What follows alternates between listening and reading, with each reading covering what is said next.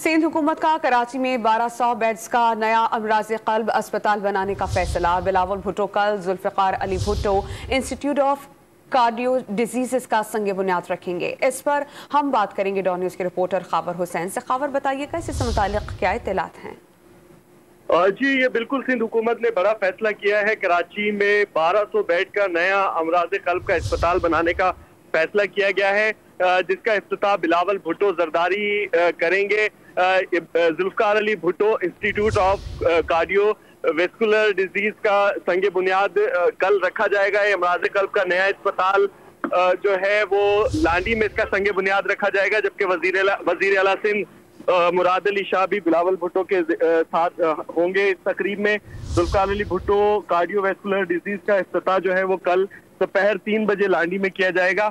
इसका ऐलान बिलावल भुट्टो जरदारी की जानिब से पहले भी किया गया था कि वो कराची को एक बड़ा तोहफा देने जा रहे हैं, और अब ये तोहफा कराची के अवाम के लिए है कि कल कार्डियोवैस्कुलर डिजीज 1200 बेड का अस्पताल नया कराची में बनने जा रहा है। जी खावर, बहुत शुक्रिया, आपने हमें अपडेट किया।